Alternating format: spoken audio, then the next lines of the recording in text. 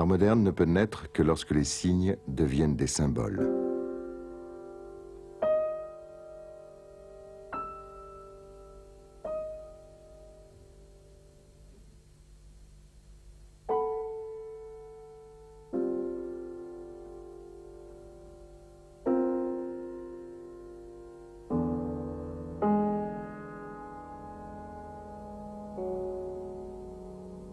Un fond très clair est composé de formes nuageuses colorées, disposées en franges successives dont les couleurs se transforment les unes dans les autres. Violet, vert jaune, bleu ciel. À gauche, une zone claire à dominante jaune. Elle est striée de nombreuses lignes fines, parallèles ou rayonnantes, de figures géométriques, cercles, demi-cercles, carrés, rectangles, trapèzes. À droite, une zone sombre et dense à dominante rouge et bleue, où se chevauchent de manière plus compacte carrés, cercles, losanges, damiers, figures contournées. Elle est traversée en diagonale par une épaisse ligne sinueuse noire et une barre, elle aussi noire, surmontée de triangles sombres.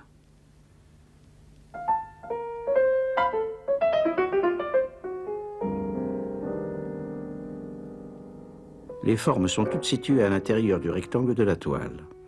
Le cadrage ne coupe aucune figure.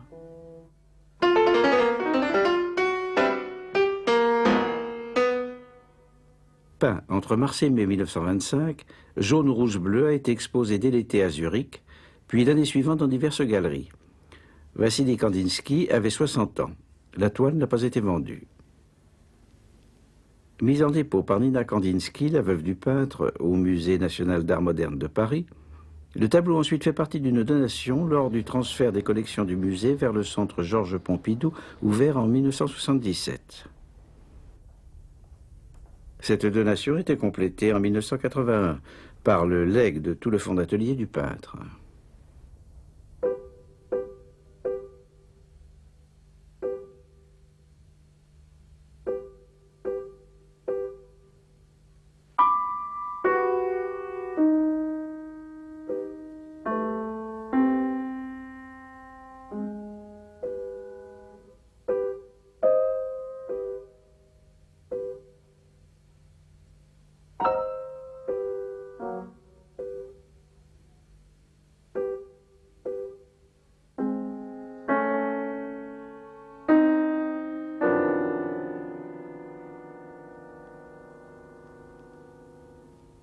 Le tableau est composé d'un châssis ordinaire du commerce sur lequel est clouée une toile de lin enduite d'une préparation d'un blanc légèrement cassé. De nombreux pigments ont été utilisés. Certaines surfaces sont pleines et unies. D'autres montrent des effets de dégradé et de dilution analogues à ceux obtenus avec l'aquarelle. Les lignes droites ont sans doute d'abord été tracées à la règle et les cercles au compas. De loin, ces figures paraissent régulières. De près, on observe que le traitement est plutôt libre, que les formes ne sont pas aussi strictement délimitées. Les couleurs sont mates et disposées en aplats. Quelques surfaces ont cependant été réalisées à l'aide d'une peinture émaillée qui réfléchit la lumière. Il n'y a que peu d'empattements. Les touches ne sont visibles que dans ces empattements. Partout ailleurs, les couches de peinture sont légères, la toile très peu chargée. Au revers sont inscrits à la peinture noire le monogramme du peintre, le numéro d'inventaire, 314, la date, 1925, et le titre en allemand, Gelb, Rot, Blau, c'est-à-dire jaune, rouge, bleu. Ces indications sont reportées dans le catalogue domestique, une suite de cahiers où Kandinsky enregistrait ses œuvres à l'aide d'un croquis sommaire. Il figurent aussi les dimensions du tableau, 1,27 m sur 2 m. Jaune, rouge, bleu est souvent cité comme un tableau exemplaire de l'art abstrait. Kandinsky est en effet un des tout premiers à avoir produit de façon continue des œuvres non figuratives. Il est aussi un des premiers peintres à avoir fait la théorie de cette nouvelle forme d'art. Alors qu'il était encore étudiant à Moscou, hésitant entre plusieurs orientations, Kandinsky fut marqué, lors de la visite d'une exposition, par une des meules de Monet. J'étais incapable de la reconnaître. et ne pas la reconnaître me fut pénible. Je trouvais également que le peintre n'avait pas le droit de peindre d'une façon aussi imprécise. Je sentais confusément que l'objet faisait défaut au tableau, et je remarquais avec étonnement et trouble que le tableau non seulement vous empoignait, mais encore imprimait à la conscience une marque indélébile, et qu'au moment toujours les plus inattendus, on le voyait avec ses moindres détails flotter devant ses yeux.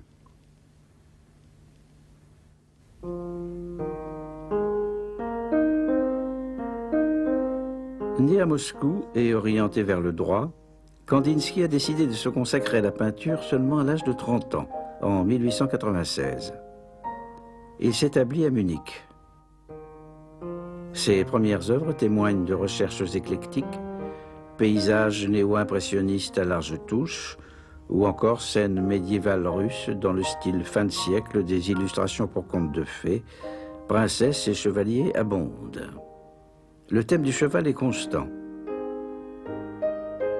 Kandinsky fonde l'association Phalanx, très voisine du Jugendstil. Il organise des expositions.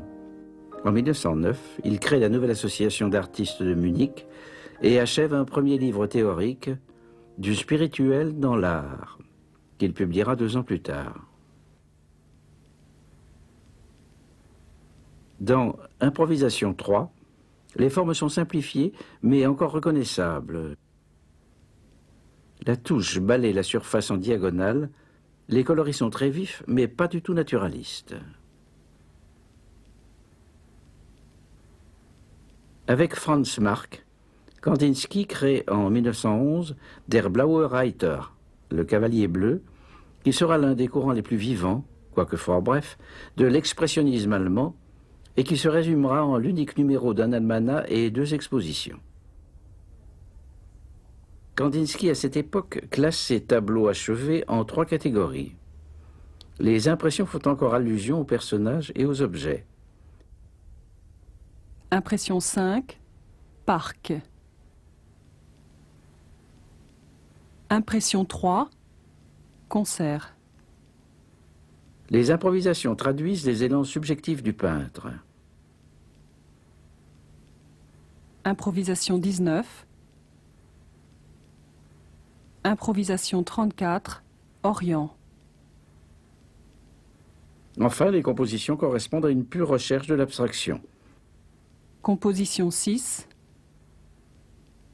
Composition 7. Peu à peu est né un nouvel espace pictural. Les repères ont disparu, il n'y a plus ni sol, ni ciel, ni horizon, et dans les fenêtres de la toile flottent des formes qui ne sont pas attribuables à des objets précis.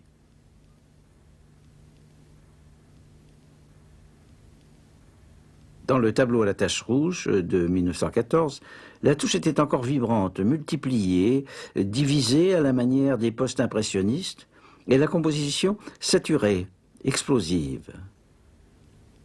Avec Dans le gris de 1919, même tourbillon, mais dans des valeurs atténuées et sur un fond gris. Les surfaces de couleurs sont plus compactes, plus unies.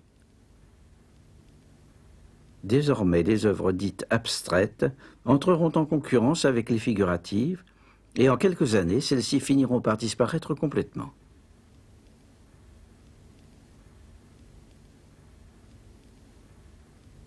Rentré en Russie à la déclaration de guerre, Kandinsky participe aux réformes dans l'enseignement artistique qui suivent la révolution bolchevique.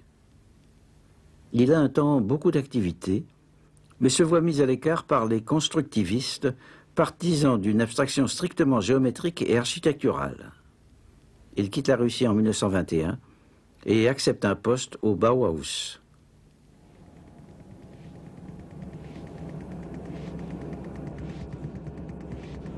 Fondé à Weimar en 1919 par l'architecte Walter Gropius et transféré à Dessau 6 ans plus tard, le Bauhaus, ou Maison de la Construction, est une école des beaux-arts issue d'un projet ambitieux. L'architecture et la synthèse des arts plastiques, artistes et artisans, maîtres et étudiants ne doivent plus être séparés. L'esthétique industrielle doit allier le beau à l'utile. Le style fonctionnel du Bauhaus marquera tout le XXe siècle. Kandinsky occupe le poste de maître de forme à l'atelier de peinture murale. Il est aussi chargé, avec Paul Klee, d'un cours sur la théorie de la forme pour les étudiants débutants. Ces cours lui permettent de préciser ses principes et lui laissent des loisirs pour peindre.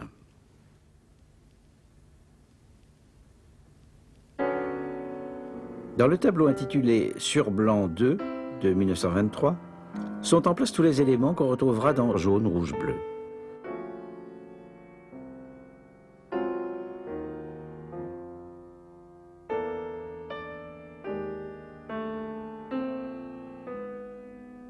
Toute une tribu de figures personnalisées s'impose au regard du spectateur et se retrouve d'un tableau à l'autre comme les jalons d'un univers devenu soudain familier. Les tableaux, pendant ces années d'enseignement, montreront des formes surtout géométriques. Quelques cercles, 1926. Sur les pointes, 1928. 13 rectangles, 1930. Léger, 1930. Parmi les cours que donnait Kandinsky figurait le dessin analytique. C'était une sorte d'interprétation par le dessin des relations entre les objets et des structures mêmes de ces objets. Ainsi, à partir d'une série de photographies de la danseuse Grete Paluca, il traduit les axes du corps en groupes de lignes qui suggèrent les mouvements et les tensions énergétiques. Kandinsky voulait en faire une éducation de la vue, une façon de saisir les éléments constitutifs des objets, leurs lignes de force, les tensions qu'ils expriment. Ces réflexions, il les concrétise avec point, ligne, plan, essai d'une théorie de l'art. Pour le peintre, le point est l'être élémentaire. Aujourd'hui, un point dans un tableau dit beaucoup plus qu'un visage humain. La ligne, c'est le point qui a perdu le repos. Elle est direction, elle est tension. À la forme graphique de la ligne correspond la forme picturale de la couleur. À la verticale, à l'horizontale, aux diverses composantes du plan correspondent des couleurs ou des sonorités.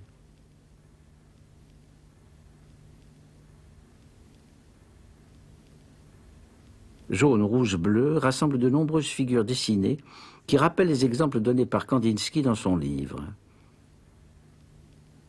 Lignes fines ou épaisses, isolées ou assemblées en groupe, arcs de cercle, cercles, points, lignes sinueuses massives, réseaux, grilles, sortes de portées musicales. Toutes ces figures définissent des espaces colorés ou bien créent des tensions contradictoires ou encore introduisent rythme et résonance. Elles sont comme les dessins épurés de phénomènes plus vastes, comme les allusions linéaires, abstraites, à un monde plus complexe encore. Elles rappellent les formes tourmentées d'étoiles précédentes, composées depuis 1910. Mais les formes lobées de droite annoncent aussi le futur. Après la fermeture du Bauhaus par les nazis, Kandinsky s'exile à Paris et y développe avec humour et légèreté tout un monde coloré, marqué par le grouillement microscopique et l'exubérance de la vie.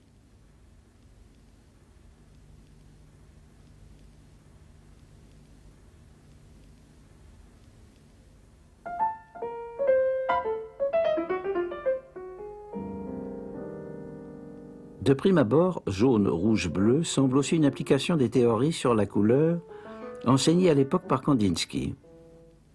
Mais tout en s'appuyant sur les théories scientifiques modernes et en les intégrant à ses cours, le peintre privilégie l'opposition entre le bleu et le jaune formulée par Goethe dans sa théorie des couleurs. Ainsi, dans Jaune, Rouge, Bleu, pour rappeler les qualités propres de ces deux couleurs, le peintre a concentré les figures noires à droite, autour du bleu, et les figures claires ou blanches à gauche, autour du jaune. Les grilles colorées sont plutôt rassemblées au centre, autour du rouge. Le jaune, enclos à l'intérieur de la surface rectangulaire à gauche, s'oppose donc au cercle bleu de droite. Le rouge est situé entre eux. Ainsi, les trois couleurs primaires, qui donnent leur titre au tableau, sont placées dans l'ordre de lecture. de gauche à droite, et se chevauchent, même sur leur marge, donnant naissance aux couleurs secondaires. Il y a ainsi des transitions pourpres et violettes entre le rouge et le bleu, et des oranges entre le jaune et le rouge. Et en particulier ce petit rectangle orange qui, à lui seul, résume ce passage.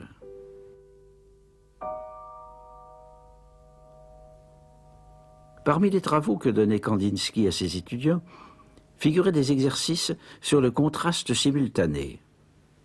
Si deux couleurs diffèrent par leur clarté, la plus claire paraît encore plus claire, la plus sombre encore plus sombre. D'autres exercices étaient pratiqués sur les échelles de tons, sur les mélanges de couleurs, sur les complémentaires, sur les contrastes de clarté. Dans jaune, rouge, bleu, plusieurs de ces systèmes se retrouvent. Le jaune devient plus vert et donc plus froid dans la zone brumeuse, en haut à gauche. Le cercle bleu, en s'ouvrant, semble laisser échapper vers la gauche toutes sortes de figures, jaune, rouge, pourpre, violet, qui réchauffent le centre de la toile. L'opposition de base est partout répercutée. Nuée jaune autour du bleu, nuée bleue autour du jaune. Et la partie gauche du tableau est bordée de violet, couleur complémentaire du jaune. Autres oppositions, cercle blanc, cercle noir, carré noir et blanc du damier. Mais ce qui accaparait surtout l'attention de Kandinsky, c'était les rapports entre couleurs et formes. Son désir profond de la synthèse des arts lui avait fait attribuer des teintes aux formes élémentaires. En découlent aussi pyramides, cubes et sphères. Le peintre n'applique pas ces principes de manière aussi stricte dans ses propres peintures. Dans jaune, rouge, bleu, le bleu est bien un cercle. Et il y a plusieurs carrés ou losanges dans la zone rouge formant une grande croix. Mais le jaune ne correspond pas à sa figure de base, le triangle. Il apparaît sous la forme d'un rectangle ouvert.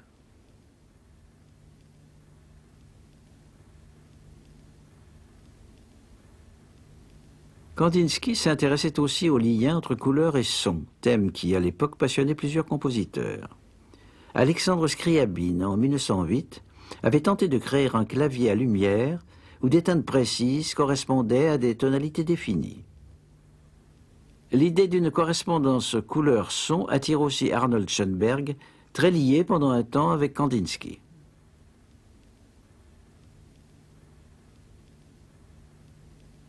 Le peintre avait lui-même, avant la Première Guerre mondiale, écrit plusieurs compositions scéniques alliant peinture, musique, chorégraphie et lumière. Les couleurs y étaient parfois comme de véritables acteurs. Plans et maquettes furent préparés par le peintre, mais ces essais n'eurent pas de suite de son vivant. Ce rêve d'une synthèse des arts entraîna plusieurs fois Kandinsky dans d'autres projets. Ainsi, en 1922, il compose une suite de peintures murales pour l'exposition de la Jury-Frei à Berlin. Les murs d'une grande pièce octogonale avaient été couverts de toiles noires, sur lesquelles se détachaient des motifs clairs et contrastés. Le visiteur était immergé dans un espace purement pictural, illusoire.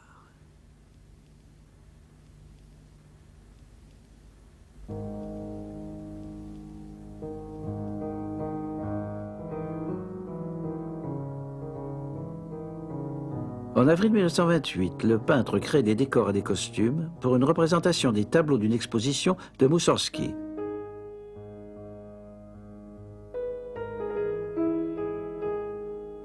C'est pour lui à la fois un regard nostalgique jeté sur le passé russe et une transposition théâtrale des formes et des couleurs de sa peinture.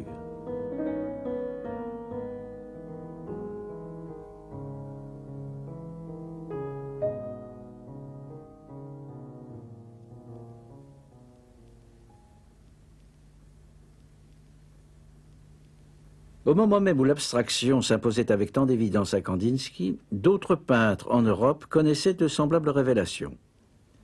Piet Mondrian, son contemporain hollandais, est marqué lors de son séjour à Paris par le cubisme.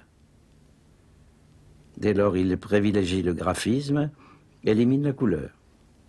Enfin, il supprime toute référence à des objets et à la tridimensionnalité pour s'acheminer vers des systèmes graphiques de plus en plus dépouillés, mais obéissant à des règles complexes.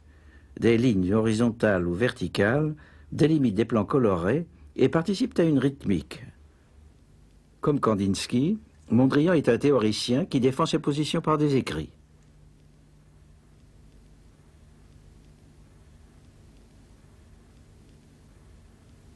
Casimir Malevich, qui a débuté par des peintures d'inspiration impressionniste puis fauve, participe aux manifestations de l'avant-garde russe à Moscou et à Saint-Pétersbourg. En 1915, il montre ses premières toiles abstraites et publie son manifeste du suprématisme. Attaché à la forme et à son rapport à l'espace, il prétend atteindre à l'essence même de la forme et élever la peinture à la perfection, au suprême. À partir des années 20, l'abstraction devient un des courants dominants dans le monde, avec ses manifestes, ses écoles, ses tendances. Les partisans de l'art abstrait pensent qu'il est le stade le plus achevé d'une évolution calquée sur le modèle du développement technique.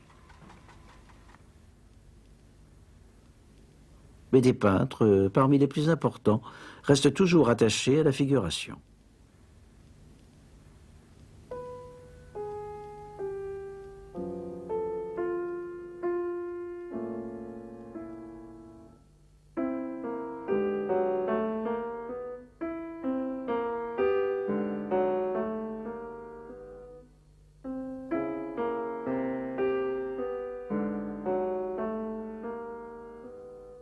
Malgré son succès et son expansion mondiale au cours du XXe siècle, l'art abstrait a suscité bien des réticences.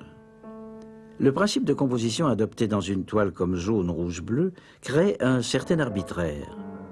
Le code étant inventé par le peintre lui-même, le tableau ne s'offre pas immédiatement à la lecture.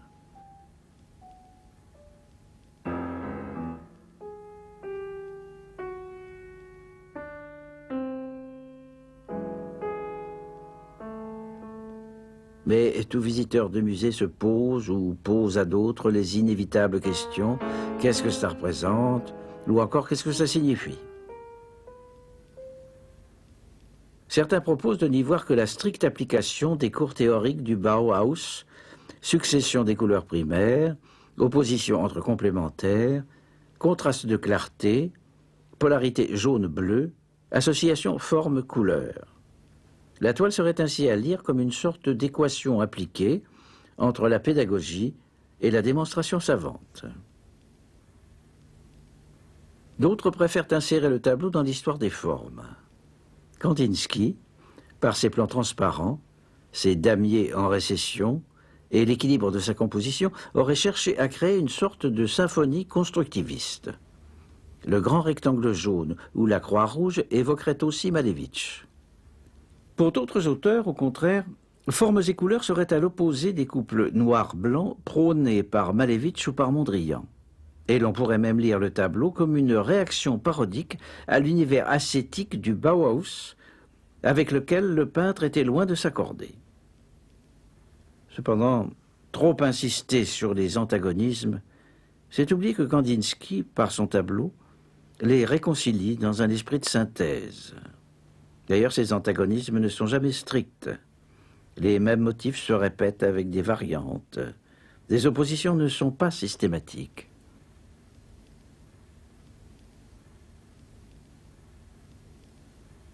Le spectateur qui scrute un tel tableau peut difficilement s'empêcher d'y ordonner les lignes et les couleurs, de les faire coïncider avec des éléments figuratifs. Ainsi, dans la surface claire de gauche, il est difficile de ne pas percevoir des formes familières. Un profil humain à l'œil rouge et noir qui rappelle les têtes composées ou encore des figurations du soleil. Soleil en éclipse ou même soleil symbolisé par des rayons et qui peut être vu aussi comme un œil stylisé. Dans la partie droite, on distingue des formes organiques contournées. Un auteur en conclut qu'il faut voir dans ce tableau une allégorie des sens et de l'opposition couleur-musique. Aux images stylisées de l'œil et de la lumière, à gauche, correspond l'allégorie de l'oreille représentée à droite par les formes lobées. La ligne noire et sinueuse, à droite, évoque la queue d'un monstre ou un serpent. Les masses bleues, rouges, violettes autour évoquent la lourdeur animale. La barre rectiligne noire, telle une lance, maintient cette ligne dans la partie droite.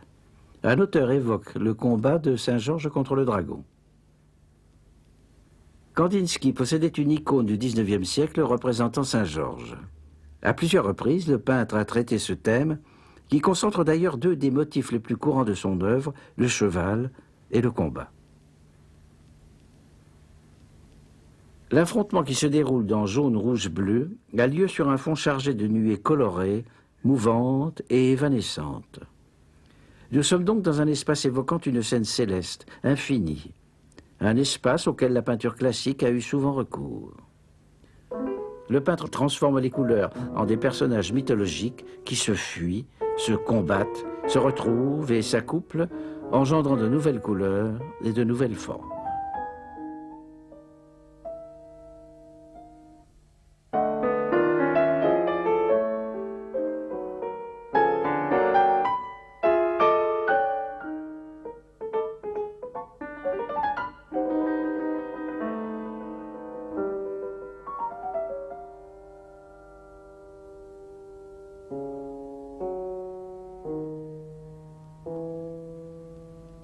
Si l'on repart des présupposés théoriques du peintre, le tableau est aussi la traduction d'une philosophie personnelle.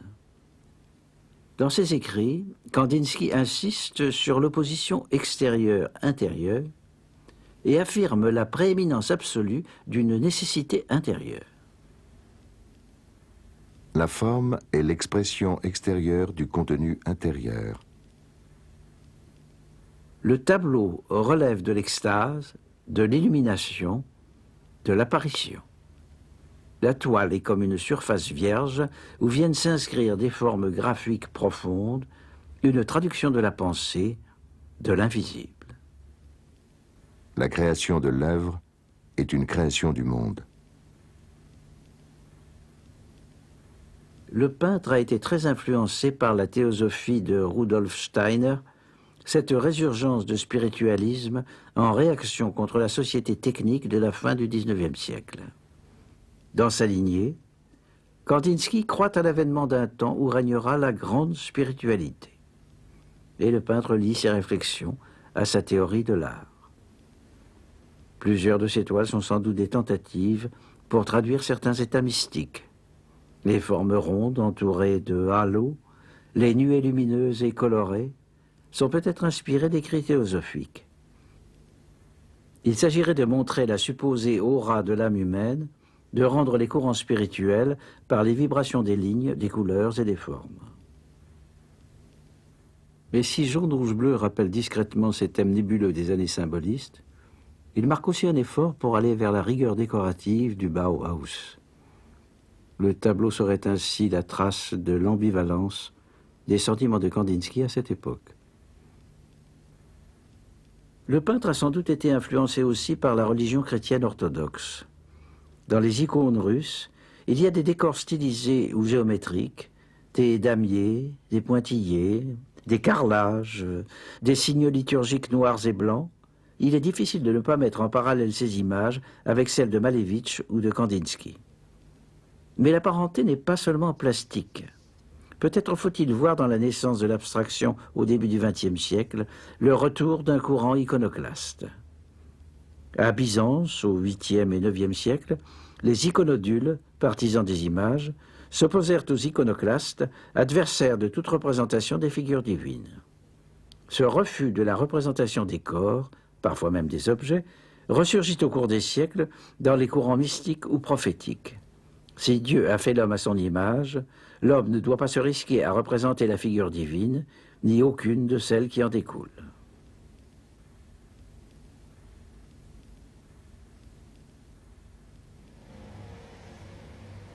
La grande spiritualité n'est pas advenue, mais les tableaux de Kandinsky sont dans les musées, ces nouveaux lieux de pèlerinage. Et ils offrent toujours aux visiteurs leurs combats furieux, leurs cascades de formes querelleuses, leurs catastrophes énigmatiques.